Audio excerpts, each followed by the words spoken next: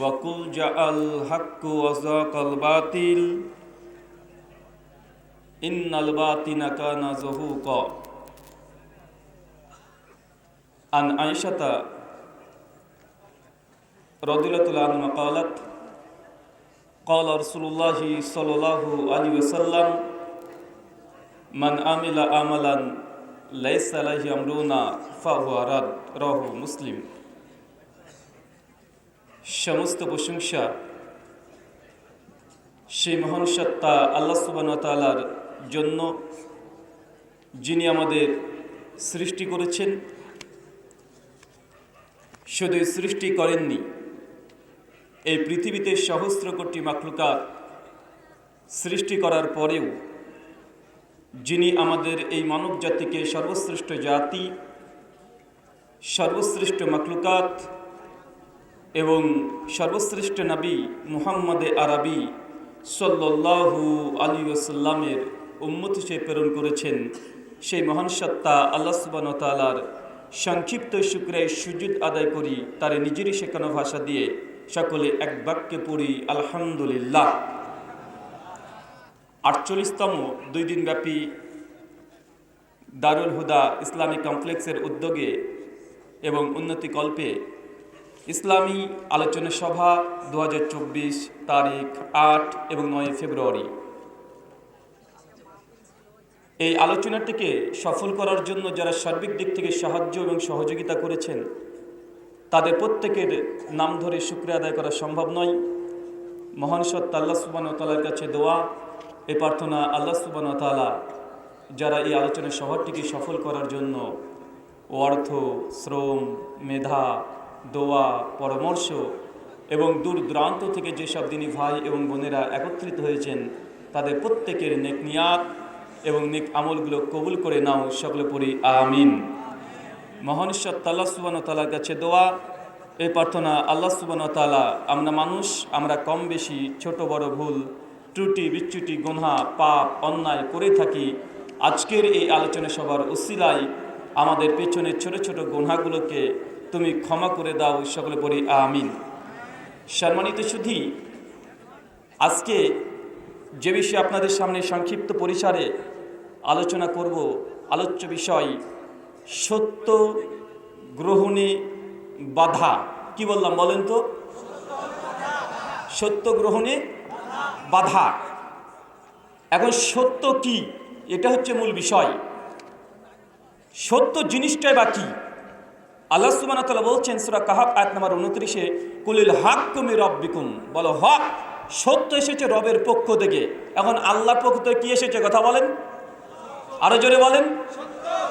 আল্লাহ সুবহানাহু ওয়া তাআলার পক্ষ থেকে হক এসেছে, সত্য এসেছে। এখন এই সত্য মানুষ জানা বোঝার পরেও অনেক ক্ষেত্রে দেখা যায় মানুষের সত্যকে গ্রহণ করতে চায় না। অনেক মানুষ আছে যে সত্য জানা বোঝার পরেও সেটাকে অপছন্দ করে। এর মধ্যে একটা সত্য হচ্ছে মৃত্যু। বা প্রত্যেক মানুষের মৃত্যু আছে না নাই? এখন মৃত্যু তথা মানুষ মরতে কি পছন্দ করে না অপছন্দ করে? মানুষ মরবেন, এটাকে আপনার পছন্দনীয় জিনিস না অপছন্দনীয় জিনিস? এটা অপছন্দনীয় জিনিস। কিন্তু তারপরেও আল্লাহ সুবহানাহু ওয়া তাআলা যে কোরআনুল কারীমের মাধ্যমে গোটা বিশ্ব জগতের কাছে হক প্রকাশ করেছে এবং বাতিল এটা স্পষ্ট করে দিয়েছেন, এটা মানুষ অনেক ক্ষেত্রে জানা বোঝার পরেও আল্লাহ সুবহানাহু ওয়া তাআলার এই হক মানুষ গ্রহণ করতে চায় না। এর কারণ সমূহ আপনাকে কয়েকটা কারণ দিয়ে আলোচনা আমি শেষ করার চেষ্টা করব। আলোচ্য বিষয় সত্য গ্রহণে বাধা। সত্য তবে কি? সত্য হচ্ছে আল কোরআন। সত্য তবে কি? সত্য হচ্ছে হাদিস। সুনানে আবু দাউদ কিতাবুল ইলম হাদিস না 3646।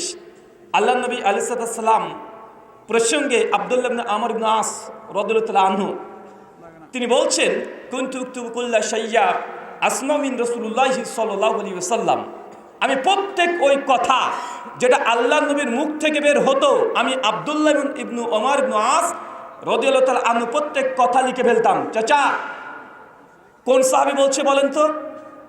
আব্দুল্লাহ ইবনে ওমর ইবনে আস তিনি বলছেন যে আল্লাহ নবীর প্রত্যেক কথা, যে কথা মুখ দিয়ে বের হতো, আমি সাহাবী আল্লাহ নবীর কথাকে লিখে রাখতাম। তার মানে হাদিস থেকে প্রমাণ হয় যে আল্লাহ নবীর জীবদ্দশাতেই সাহাবীরা হাদিস রচনা করেছে এক শ্রেণীর বাংলাদেশের মানুষ আছে যারা বলছে আমরা কোরআন মানি, আমরা হাদিস মানি না। আছে না নাই? ওরা বলছে হাদিস নাকি 200 বছর পরে রচনা করা হয়েছে, অথচ সুনানে আবু দাউদ 3646 নম্বর হাদিস কিতাবুল ইলমের মধ্যে আসছে আল্লাহ নবী প্রসঙ্গে বলছে প্রত্যেক কথা নবীর জবান থেকে যা বের হতো আমি প্রত্যেক কথা লিখে ফেলতাম। এটা সাহাবীর জামানায় যে হাদিসকে লিপিবদ্ধ করা হয়েছে, লেখা হয়েছে, তার একটা জ্বলন্ত দলিল। এরপরে আব্দুল ইবনে আমর ইবনে আসকে অন্যান্য কুরাইশের বড় বড় নেতারা বলছে যে আব্দুল ইবনে আমর ইবনে আস, তুমি নবীর প্রত্যেক কথা লিখে ফেলো। এত কল্লমু গাদাবিল রিদা। আল্লাহ নবী কখনো খুশি অবস্থায় থাকে, কখন রাগান্বিত অবস্থায় থাকে, তাই নবী কোন সময় কোন কথা বলছে এটাকে বিশ্লেষণ না করে প্রত্যেক কথা লেখা তোমার জন্য ঠিক হচ্ছে না। ভাই অভিযোগ কারা করেছে? ঘুমাচ্ছে? কার কার ঘুমাচ্ছে হাত তোলেন। ঘুমাচ্ছে না? আমার কথা বুঝতে পারছেন? বাংলাতে বলছি না ভাইজান, বাংলা তো। সাহাবী বলছেন যে প্রত্যেক নবীর কথা আমি লিখে ফেলতাম। একটা নুক্তা মানে হাদিস নবীর যুগে লেখালেখি শুরু হয়ে গেছে। যেসব মুনকিরে হাদিস আহলে কোরআন দাবিদার তারা বলছে যে 200 বছর পর হাদিস লেখা হয়েছে, এটা সম্পূর্ণ মিথ্যা। এই হাদিস থেকে তার প্রমাণ পাওয়া যায়।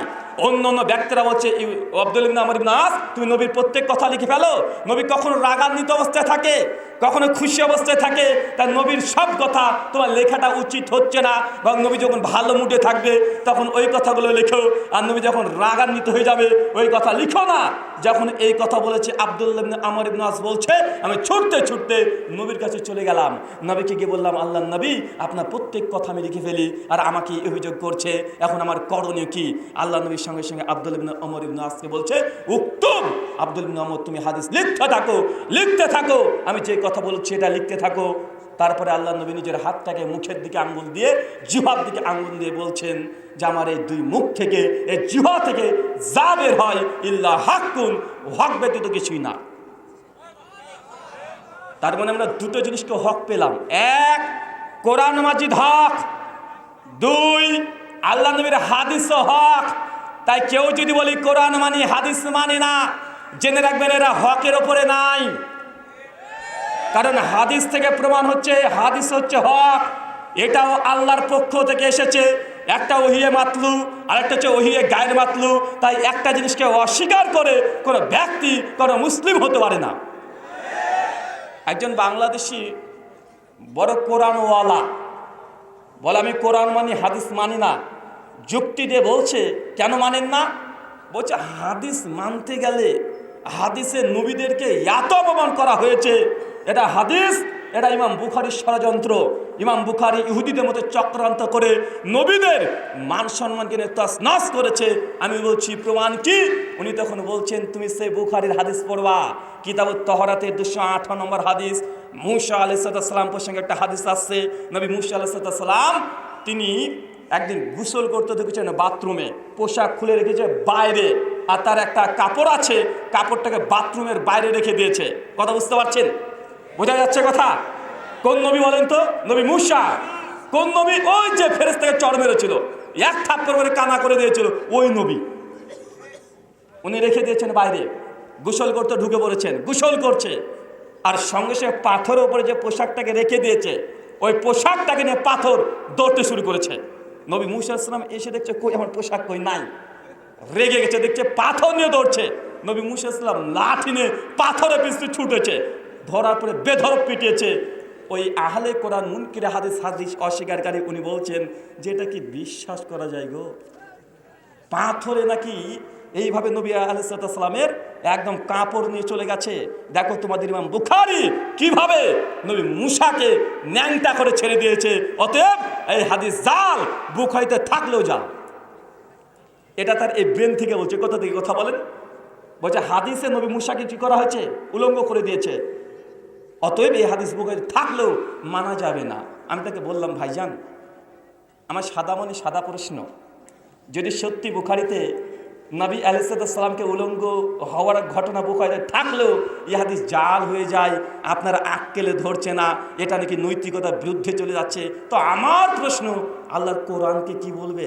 আল্লাহ কোরআন মাজিদে একজন নয় দুইজনকে উলঙ্গ করে দিয়েছে। শুধু নবী না, নবীর স্ত্রীকেও করেছে। নাম কি? নবী আদম আলাইহিসসালাম আর আম্মা হাওয়া আলাইহিসসালাম। সূরা আরাফ 7 থেকে 14 নম্বর, সূরা তাহা 20 আয়াত নম্বর 15 থেকে 120 নম্বর আয়াতে যখন আল্লাহ সুবহানাহু ওয়া তাআলা আদেশকে উল্লঙ্ঘন করেছিল, আল্লাহ সুবহানাহু ওয়া তাআলা জান্নাতের পোশাক খুলে নিয়ে দুজনকে উলঙ্গ করেছে কি করে নাই?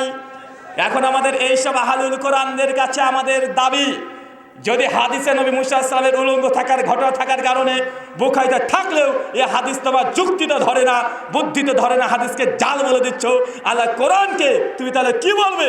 কোরআন কি জাল? কথা বলেন। তার মানে বোঝা যাচ্ছে কোরআন হাদিস জাল না, বেটা তোমার মগজ এটাই জাল, তোমার বুদ্ধি পচে গেছে। হাদিস সহিহ তোমার বিবেকের উপরে 5 পয়সা দাম নাই। কোরআন হাদিসকে যদি বিশ্লেষণ করতে হয় সবসময় যুক্তি দিয়ে বিশ্লেষণ করলে হয় না। এরকম কয়েকটা ঘটনা আমাকে বারবার বলছে হাদিস কেন মানি না, বলছে হাদিসে আর একটা ঘটনা আছে। কি ঘটনা? আর একটা ঘটনা বলছে, দেখো হাদিস বলছে আল্লাহর নবী 9 বছরে মেয়ে আয়েশার সঙ্গে বিয়ে করেছে, আর কোরআন বলছে লাকাদ কানা লাকুম ফি রাসূলিল্লাহি উসওয়াতুন হাসানা, নিশ্চয়ই রাসূলের মধ্যে উত্তম আদর্শ আছে। ওর দাবি এটা কি উত্তম আদর্শবান ব্যক্তির একটা কাজ যে 9 বছরের মেয়েকে বিয়ে করছে? এটা কোথাকার আদর্শ? অতএব এই বুখারীর এই হাদিস এটা জাল, বুখারী হাদিস মানা যাবে না। এরকম আলোচনা চলছে কি চলছে না? আমার জবাব একটাই, আমি বারবার বলেছি যে আমার জবাব হচ্ছে tit for tat, antivenom, ফাঁকি। যেইভাবে তুমি আমাকে মানদণ্ড দিয়ে মাপার চেষ্টা করবে আমি তোকে ওইভাবে মেপে দেখিয়ে দেবো। তুমি যেটাকে বিশ্বাস করো ওইটা দিয়ে তোমার দাবি যে ভুল, আমার দাবি যে সত্য, এটা ইনশাআল্লাহ প্রমাণ করা খুব সহজ বিষয়। আমি তাকে বললাম, ভাইজান কোনটা চিন্তা করা বেশি কঠিন? একজন 50 বছরের ব্যক্তি 9 বছরের মেয়েকে বিবাহ করেছে বাপ মার সম্মতিতে, প্রতিবেশীর সম্মতি নিয়ে, এটা বেশি চিন্তা করা কঠিন না একজন ব্যক্তি যে বিয়ে করে নাই কিন্তু সন্তান নিয়ে মানুষের সামনে সে বলছে আমার এই দেখো এটা আমার সন্তান, অথচ বিয়ে করে নাই? কোনটা চিন্তা করা বেশি কঠিন? কোনটা বলেন তো? বিয়ে করেন একজন মেয়ে যদি আপনার গ্রামে চলে আসে, এসে যদি বলেন বিয়ে করিনি কিন্তু ওই সন্তান আছে, সন্তান নিয়ে চলে আসছে, বা চিন্তা করা কোনটা বেশি কঠিন? দ্বিতীয়টা না? তো হাদিসে যদি আমাদের আয়েশা 9 বছরের বিবাহকে নিয়ে এইসব আহলে কোরআনরা যদি বলে বুখারীর এই হাদিস জাল, তো আল্লাহর কোরআনকে কি বলবে?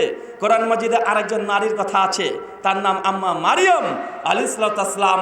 সে কুমারী অবস্থায় গর্ভে সন্তান ধারণ করেছে কি করে নাই? স্বামীবিহীন সন্তান ধারণ করেছে কি করে নাই?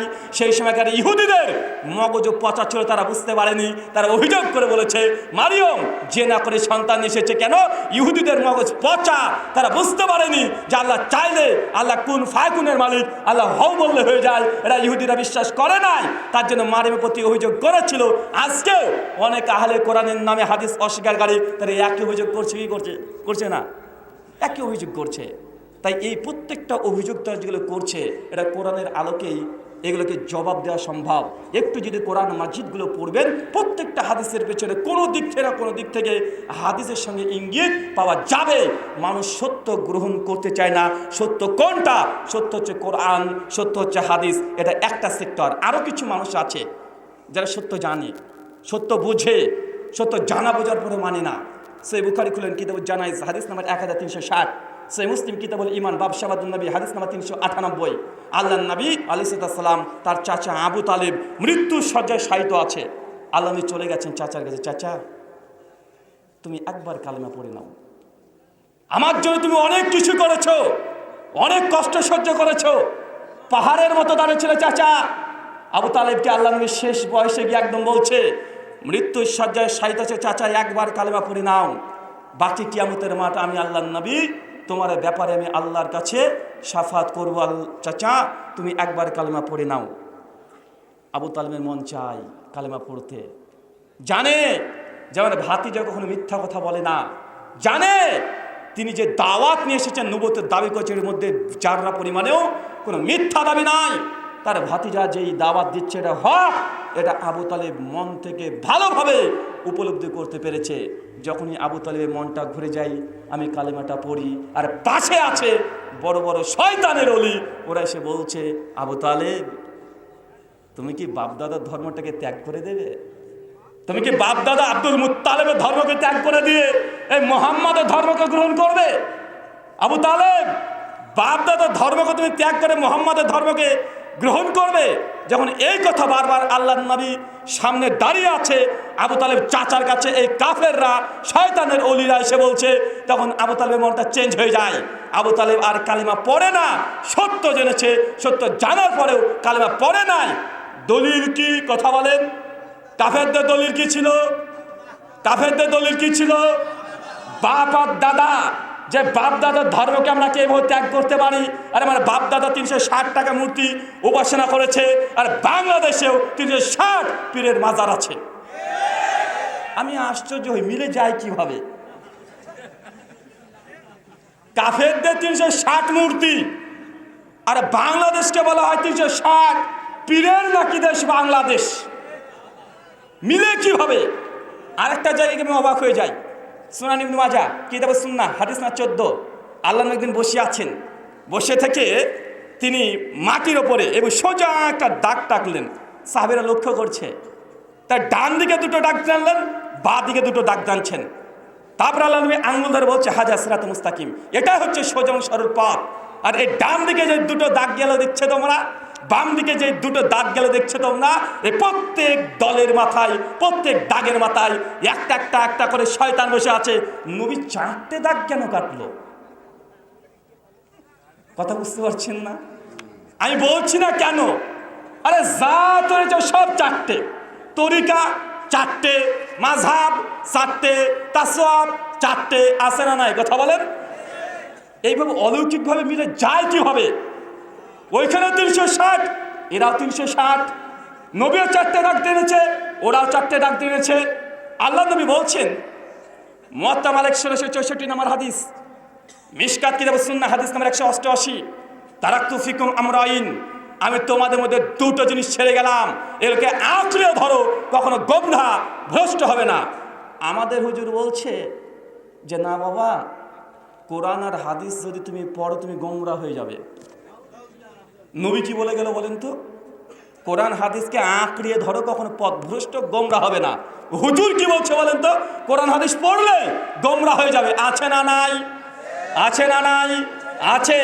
হুজুরকে একবার শুধু বলেন, একদম চিল্লে বলতে বলেন যে গোটা বাংলার যত মানুষ আছে, আমরা যেভাবে বলি যে প্রত্যেক মুসলমান কোরআন মাজিদ পড়বে, হাদিস পড়বে, আমাদের যে দাওয়াত, আপনি একবার বলেন আপনাদের যারা আছে, যে সমস্ত বাঙালি যারা আছে, নিজ ভাষায় কোরআন পড়বে, নিজ ভাষায় হাদিস পড়বে। একমাত্র আহলে হাদিস ছাড়া এই দাওয়াত পৃথিবীর কোনো ফিরকাস মধ্যে দিতে পারেনি। ওরা কোরআন হাদিস লুকিয়ে রাখতে চায়, সাধারণ মানুষকে কোরআন পড়তে দিতে চায় না, সাধারণ মানুষের কোরআনকে গোপন করে রাখতে চায়।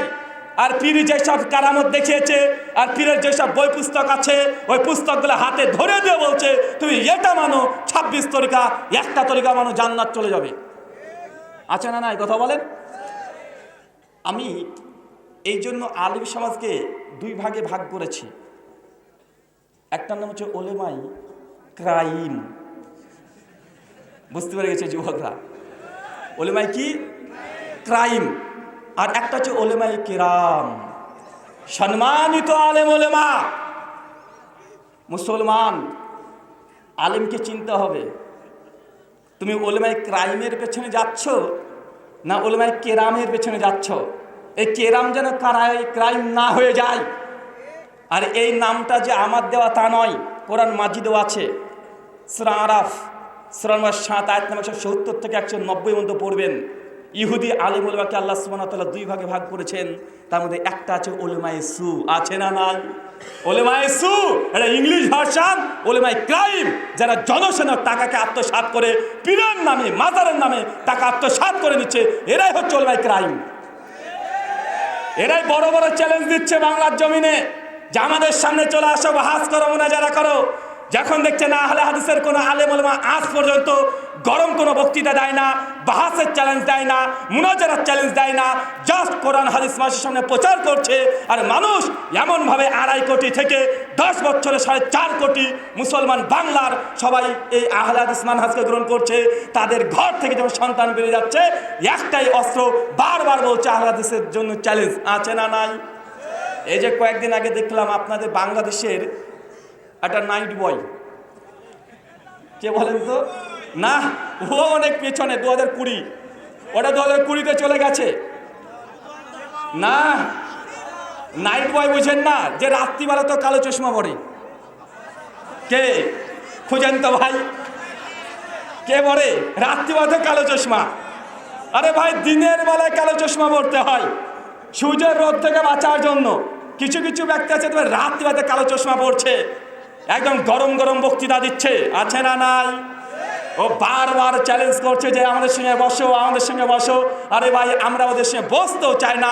তারা এমনভাবে ফতোয়া দিয়ে বলছে যে আহলাসের মেয়ের সঙ্গে বিয়ে দেওয়া হারাম, সালাম দেওয়া হারাম, মুসাফা করা হারাম, এতে মসজিদ আস্থানাকে ভেঙে গুড়িয়ে দেওয়া হোক। ভাই, এই দাবি করছে কি করছে না? আসলে যারা ঐক্যের স্লোগান দিচ্ছে বাংলাদেশে, যারা বারবার বলছে আহলে হাদিস ঐক্যকে নষ্ট করছে, আমাদের একটাই দাবি, তারা বলছে যে আহলে হাদিস নাকি প্রথম বাংলার জমিনে ঐক্যকে নষ্ট করেছে। এই দাবি যে সম্পূর্ণ মিথ্যা, তার জ্বলন্ত প্রমাণ পৃথিবীতে যেই দিন থেকে আমাদের মাযহাবি ফিরকা তৈরি হয়েছে, সেই দিন থেকে তারা একজন আরেকজনের পেছনে নামাজ পড়া হারাম, তার মেয়ের সঙ্গে বিয়ে দেওয়া হারাম, এ ফতোয়া আছে না নাই? দেওবন্দিরা সেই সময় ফতোয়া দিয়েছে। হুজ্জাতুল বালেগা, শেখ শাহলিল্লাহ মুহাদ্দিস দেলবি রাহিমাহুল্লাহ লেখা একটা গ্রন্থ, 1170 হিজরিতে ওফাত। এই বইটার সারা ব্যাখ্যা লিখেছেন সঈদ আহমেদ পালানপুরি। বইয়ের নাম দিয়েছে রহমতুল্লাহি ওয়াসিয়া। দ্বিতীয় খণ্ডে 740 থেকে 745 পৃষ্ঠা পর্যন্ত লিখেছে। লিখে বলছেন দেওবন্দিরা যে বেরলবীদের পেছনে নামাজ পড়া, মেয়ে দেওয়া, এটা সম্পূর্ণ নাজায়েজ, হারাম। কাদের পেছনে ভাই? যারা দেওবন্দি বেরলবীদের পেছনে নামাজ পড়া জায়েজ না, হারাম, এটা কাদের ফতোয়া? দেওবন্দের ফতোয়া। বেরলবীদের ফতোয়া আহমদ রেজা খান বেরলবী, তার একটা বিখ্যাত গ্রন্থ আছে, বইটার নাম হচ্ছে আহকামে শরিয়ত। কি নাম? আহকামে শরিয়ত। বইয়ের 119 নম্বর পৃষ্ঠাতে লিখেছে। এই ফতোয়াগুলো আপনি দেখবেন, যারা আমাদের বারবার বলে আহলে হাদিস এরা ঐক্যকে নষ্ট করছে, এরা ঐক্যকে নষ্ট করছে। ঐক্য নষ্ট হয়েছে কত বছর আগে, তোমরা একবার দেখে নিতে হবে। কেননা আহলে হাদিসকে বারবার এই কথা বলে অপমান করা হয়। প্রশ্ন এসেছে, আহলে হাদিস আর দেওবন্দীদের পেছনে নামাজ পড়া জায়েজ কি জায়েজ না? আজ থেকে 150 বছর আগের ফতোয়া। কাল কত বছর আগেকার? বাংলা সুন্নিদের। কাদের? বাংলা সুন্নিদের। তারা ফতোয়া দিয়ে বলছে, দেখেন পৃষ্ঠা নাম্বার 19 আর ফতোয়া নাম্বার 44 বলছে, আহলে হাদিস এবং দেওবন্দীদের জবাইকৃত প্রাণীর মাংস কি হালাল না হারাম? একটা প্রশ্ন। জবাব দিচ্ছে, দেখেন, জবাই শুদ্ধভাবে হলে মহিলাদের জবাইকৃত পশু বৈধ, 1। 2, ইহুদিদের জবাইকৃত পশু হালাল যদি আল্লাহর নামে জবাই করে। কাদের ফতোয়া বলেন তো ভাইজান? গরম সুন্নি। কাদের কথা বলেন? গরম সুন্নি। 3, অনুরূপ নাসারা মানে খ্রিস্টান জবাইকৃত পশু হালাল, মানে খ্রিস্টানরা যদি কোনো প্রাণীকে আল্লাহর নাম নিয়ে জবাই করে, এটা হালাল। যদি সূরা মাইদাতে আছে আয়াত, 3 নম্বর আয়াতে আছে। এবার বলছে নেচারি প্রকৃতবাদী যারা বর্তমানকালে নব্য নাসারা, তাদের জবাইকৃত পশু হালাল নয়। কালেমা পড়ুয়া নেচারি ইসলামের দাবি করলেও তাদের জবাইকৃত পশুর মৃত বিধানের রূপ, যেমন রাফেজি, দেওবন্দি, ওয়াহাবি, গায়ের মুকাল্লিদ, নাসারা, এরা যদি আল্লাহর একবার নয় 100 বার নাম নিয়েও যদি পশু জবাই করে, তাহলে তাদের জবাইকৃত প্রাণী খাওয়া জায়েজ নয়, হারাম। কথা বুঝতে পারলেন না? আহলে হাদিসকে তারা কিভাবে দেখে, কোন চোখে দেখে, এটা বুঝে নেন। বলছে কোনো ইহুদি খ্রিস্টান যদি বিসমিল্লাহ বলে যদি জবাই করে দেয়, আমাদের গরম সুন্নি ওরা বিরিয়ানি করে ওই মাংস খাওয়াটা জায়েজ। একদম মুরগির রোস্ট করে ওই মুরগির মাংস খেয়ে নেবে, এটা জায়েজ। কিন্তু আহলে হাদিসরা যদি একবার নয় 1,00,000 বার যদি বিসমিল্লাহ বলে যদি জবাই করে প্রাণী, তারপরেও আহলে হাদিসদের এই জবাইকৃত প্রাণী মাংস খাওয়া এই গরম সুন্নিদের নিকটে জায়েজ না। কারণ আহলে হাদিসরা কাফের হয়ে গেছে, মুরতাদ হয়ে গেছে। তো ভাই বলেন তো, আমরা আহলে হাদিসরা কোনো সময় কোনো ব্যক্তির উপরে তাকফির করি? কথা বলেন, আমরা তাকফির করি? আরে আমাদেরকে তোমরা 150 বছর আগে কাফের বলে দিয়েছো, তাই আমরা যে ঐক্য নষ্ট করছি এমনটা নয়। এই জন্য আমি 1 বছর আগে বলে দিয়েছি, যারা ঐক্য ঐক্য করে চিল্লাচ্ছ, যারা বলছে আহলে হাদিসরা ঐক্য নষ্ট করে, তোমাদের কাছে 3টে ফতোয়া আমি তলব করেছি।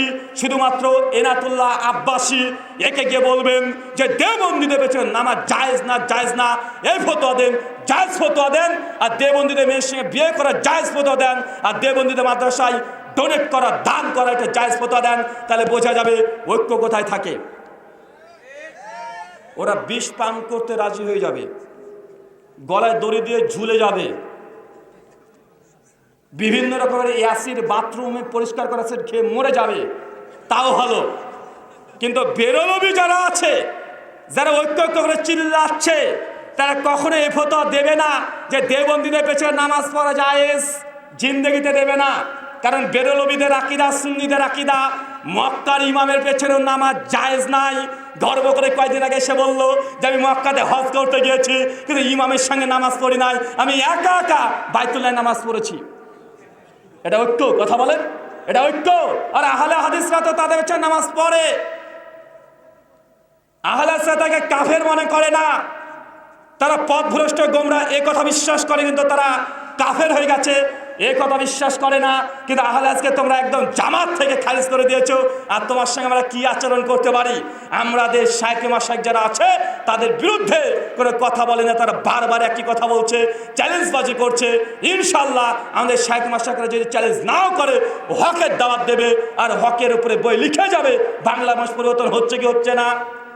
শেখ মুজাফফর বিন মোহসেন হাফিজাহুল্লাহর জাল হাদিসের কবলে রাসূলুল্লাহ সালাত, এই বইটাকে নিয়ে বেদাতিরা এত প্রচার করেছে, যত প্রচার করে ততই প্রচার হয়ে যায়। লাখ লাখ কপি, শুধু বাংলা ভাষায় নয়। আমি কয়েক বছর আগে আমার ভারতের আসামে গেলাম, আলাদা রাজ্য, প্রোগ্রাম করতে গিয়েছি।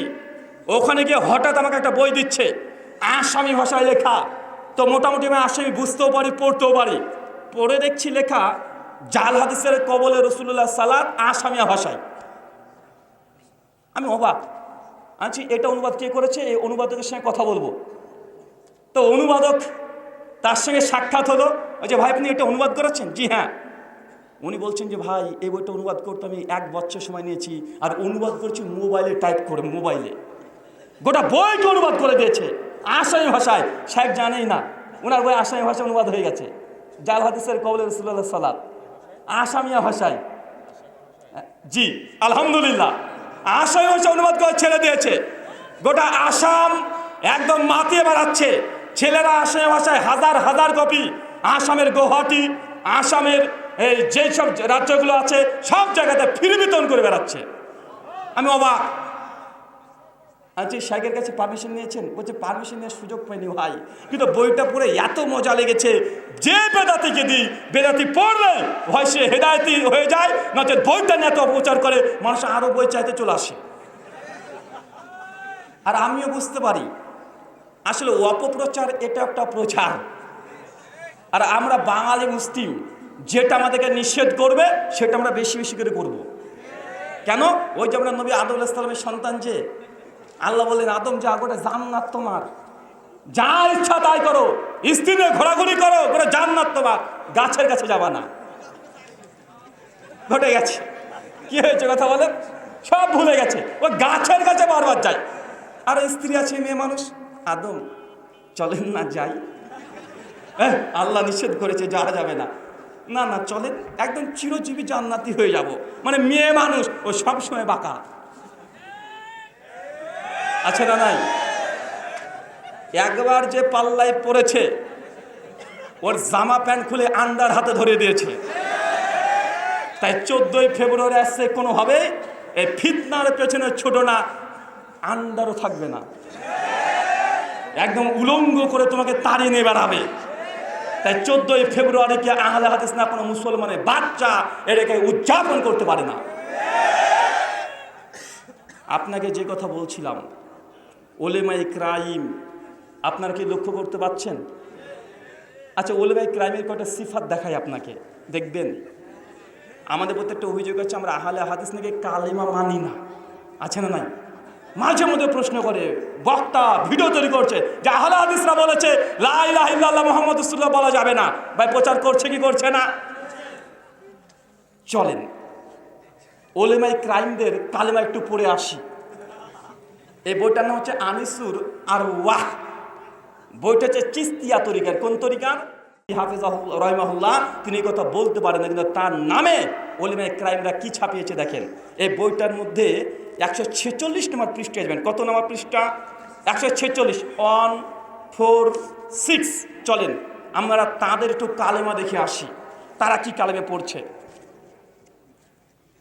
খাজা মঈনুদ্দিন চিশতি রাহিমাহুল্লাহ একদিন বসে আছেন, আর একটা স্কুল পড়ুয়া ছাত্র আসছে মুরিদ হতে। কি হতে? মুরিদ। এটাকে আপনি আপনার ভাষায় আমার ভাষায় বলেন বলদ হতে। কি হতে? বলদ হতে আসছে। কার কাছে? পীরের কাছে। এবার শুরু হচ্ছে, খেল দেখেন কি বলছে দেখেন। একজন আল্লাহের পথের শিক্ষার্থী পবিত্র খেদমতে হাজির হয়ে বায়াত হওয়ার জন্য আরজ করলেন। তিনি ইরশাদ করলেন, বসো। সে বসে পড়ল। মানে এই বলদ এখন বলদ না, ভালো যে শিক্ষার্থী, শিক্ষিত ব্যক্তি এসেছে পীরের কাছে মুরিদ হতে। পীরকে সে বলছে যে আমাকে বায়াত করে নেন। উনি যে ঠিক আছে তুমি বসে পড়ো। এবার দেখেন বলছে, সে বসে পড়ল। দ্বিতীয়বার আবেদন করলো যে আমি বাসনা নিয়ে এসেছি, হজরতের আলিঙ্গনে আবদ্ধ হব। মানে এই বলদ বলছে যে আমার খুব ইচ্ছা পীর সাহেব, আপনার কাছে বায়াত করবো, একটু আলিঙ্গন করবো, কুলাকুলি করবো, চুমাচামা করবো, পা ধরে একটু চুষে দেবো। খুব আমার ইচ্ছা, অনেক দিন কার এগুলো আমার খুব ইচ্ছা, তাই আমি এসেছি। এরপর দেখেন তিনি তখন অত্যন্ত খুশি ছিলেন। পীর সাহেবও খুশি, এরকমই তো বলদ দরকার, এই বলদই তো চলবে। পীরও খুশি। তিনি বললেন, যদি তুমি আমার নির্দেশ পালন করো তাহলে তোমাকে মুরিদ করতে কোনো আপত্তি নাই। পীরও বলছে তোমাকে কিছু আদেশ করবো, এই আদেশ যদি পালন করো অবশ্যই তোমাকে আমি বলদ করে নেব। এরপর দেখেন সে আরজ করলো, নির্দেশ পালনে বান্দা প্রস্তুত আছে। হ্যাঁ হুজুর, শুধু আদেশ করেন, সব করে ফেলবো। এরপর বলছেন, আদেশটা শুনে নেন। উনি বলছেন, হযরত ইউসুফ চিশতি রাহিমাহুল্লাহ ইরশাদ করলেন, তুমি কালেমা কিভাবে পাঠ করো? নিশ্চয় লা ইলাহা ইল্লাল্লাহ মুহাম্মদুর রাসূলুল্লাহ এই কালেমায় পাঠ করো। এবং পীর সাহেব বলছে, তুমি কালেমা কোনটা পড়ো? আচ্ছা, লা ইলাহা ইল্লাল্লাহ মুহাম্মদুর রাসূলুল্লাহ। মুরিদ তখন বলছে, জি আমি এই কালেমাই পড়ি। পীর সাহেব তখন বলছে, এখন থেকে তুমি এই কালেমা পড়া বন্ধ করে দাও, এই কালেমা আর পাঠ করো না। এখন থেকে তুমি কালেমা পড়বে লা ইলাহা ইল্লাল্লাহ চিশতি রাসূলুল্লাহ। এটা হচ্ছে উলেমায়ে ক্রাইমদের কালেমা। কাদের কথা বলেন? কাদের? যারা আমাদেরকে চিল্লে চিল্লে গলা ফাটিয়ে বলে যে আহলে হাদিস এরা নাকি নবীর কালেমা মানে না। বেটা, আমাদের শেখরা সেই সময়তে বলেছিল কালেমায় পাশাপাশি লেখা যাবে না। এটা শেখ সালেহ আল উসাইমিনের ফতোয়া, এক জায়গাতে লেখা যায় না। এটা বিন বাজ রাহিমাহুল্লাহ তিনিও বলে গেছেন, এটা শুধু আহলে হাদিসদের ফতোয়া নয়। আর তোমরা যে আল্লাহর নবীর জায়গাতে পীরের নাম দিয়ে কালেমা পড়ছো, তোমরা মুসলমান না কাফের হয়ে গেছো? আগে ফতোয়া নিয়ে এসো। কাদিয়ানীদেরকে কাফের কেন বলা হয়? কারণ তারা আল্লাহর নবীকে নবী স্বীকার করার পরেও, নবীকে নবী স্বীকার করার পরেও তারা গোলাম মির্জা আহমেদের নামে কালেমা পড়ে, এই জন্য তারা কাফের। তো কাদিয়ানীর সঙ্গে তোমাদের কি পার্থক্য? ওরা গোলাম মির্জা আহমেদের নামে কালেমা পড়ে আর তোমরা পীরের নামে কালেমা পড়ছো, পার্থক্য কোথায়? আসলে আমি ভাবলাম যে এই সবগুলো লিখতে পারে কিভাবে? এই বইপত্রে নবীর নামে কালেমা বাদ দিয়ে অন্য নামে কালেমা লিখে কিভাবে? পরে গভীর দুশ্চিন্তায় পড়ে গেলাম। পরবর্তী সময়তে এই রহস্য উদ্ঘাটন করতে পেরেছি। রহস্যটা বলে আলোচনা শেষ করব। রহস্য কি জানেন? আমি ভাবতাম মনে এই বেটারা লুকিয়ে লুকিয়ে গাঁজা টাজা খায়, একদম বিদেশি মনে হয়, মদ টদ মনে চালিয়ে দেয় বিসমিল্লাহ বলে, নচেত এইসব লিখে কিভাবে? পরবর্তী সময়তে লিখতে লিখে সত্যি দেখছি যেই মনের চিন্তা ওই জিনিসই ঘটে গেছে। এই বইটার নাম হচ্ছে ফতোয়ায়ে রাশেদিয়া। কি নাম? ফতোয়ায়ে রাশেদিয়া। দারুল উলুম দেওবন্দের শিক্ষা ফতোয়ায়ে রাশেদিয়া। রশিদ আহমেদ গাঙ্গুহি রাহিমাহুল্লাহ দারুল উলুম দেওবন্দকে যারা প্রতিষ্ঠা করেছে তাদের মধ্যে একজন। এই বইটার 127 নম্বর ফতোয়া। কত নম্বর? 127 নম্বর পৃষ্ঠাতে একজন প্রশ্ন করছে যে মসজিদে বিড়ি সিগারেট খাওয়া জায়েজ? চিন্তা করেছেন? মসজিদে বাইরে না, কিন্তু মানে বাইরে তো চলেই, মানে কোনো খোর আছে ও মসজিদেও খেতে চায়। ওই যে মসজিদে কি বিড়ি সিগারেট খাওয়া বৈধ আছে? উত্তর দিচ্ছেন, হুক্কা, বিড়ি, সিগারেট, তথা ধূমপান করা স্বাভাবিক অবস্থায় মাকরু, পরিত্যাজ্য। তবে কোনো ব্যক্তি যদি এগুলোতে এই পরিমাণ অভ্যস্ত হয়ে যায়, এগুলো ছাড়া আর থাকতে পারে না। বলছে এগুলো স্বাভাবিকভাবে খাওয়াটা উচিত নয়, কিন্তু কোনো মাতাল যদি এত পরিমাণে মাতাল হয়ে যায় যে বিড়ি ছাড়া চলেই না, জর্দা ছাড়া চলেই না, তাদের জন্য কী হতো দেখেন, তখন এগুলো তার দৈহিক প্রয়োজনের অন্তর্ভুক্ত বলে ধার্তব্য হবে। মানে এগুলো আর মদ না, এগুলো আর বিড়ি না, এগুলো ওষুধ। বলছে কোনো ব্যক্তি যদি এত পরিমাণে নেশা করতে করতে বিড়ি ছাড়া টিকতে পারে না, জর্দা ছাড়া থাকতে পারে না, বলছে তখনই এগুলো বিড়ি সিগারেট না, এটা দৈহিক চাহিদা পূরণের জন্য ঔষধের মতো কাজ করছে। তখন কি এরপর দেখেন বলছে তখনই ইতেকাফকারীর জন্য তা জায়েজ। কার জন্য বলেন তো? ইতেকাফ বুঝেন, মানে রামাজান মাসে ইতেকাফ করতে ঢুকবে মসজিদে, ইতেকাফকারীর জন্য জায়েজ আছে মাগরিবের নামাজের পর মসজিদের বাইরে গিয়ে হুক্কা সেবন করে দুর্গন্ধ দূর করে তবে মসজিদ আসবে। বলছে রোজাটাকে কোনো রকম খুলেছে, দেখুন অনেক বিড়িখোর আছে, ইফতার করার পরে যতক্ষণ বিড়িটা টান না দিচ্ছে ওর যেন রোজাই হয় না। বলছে এরকম নেশাখোর যারা আছে যদি ইতেকাফেও থাকে তো রোজাটা কোনো রকম খুলে মসজিদের পেছনে চলে যাবে, গোল করে বসবে এই বিড়িখোর আর গাঞ্জাখোরগুলো, তারপরে একসঙ্গে গোল করে দম মেরে টান দিয়ে তারপর দুর্গন্ধ দূর করে মসজিদে আসবে। তাহলে এই জর্দা খাওয়া, হুক্কা খাওয়া, গাঞ্জা খাওয়া সবগুলো জায়েজ তাদের। ভাই এগুলো কি বলেন তবে কাদের ফতোয়া? এই যে উলেমায়ে কেরামদের ফতোয়া। আল্লাহ সুবহানাহু ওয়া তাআলা আমাদেরকে তুমি এই উলেমায়ে কেরাম থেকে হেফাজত করে, সকলে বলি আমিন। আল্লাহ আমাদেরকে তুমি উলেমায়ে কেরাম যারা আছে তাদের অনুসরণ, তাদের কথার দলিল যদি থাকে অনুসরণ করে চলা তৌফিক দান করো, সকলে পড়ি আমিন। ওয়ামা আলাইনা ইল্লাল বালাগ। আসসালামু আলাইকুম ওয়া রাহমাতুল্লাহি ওয়া বারাকাতুহু।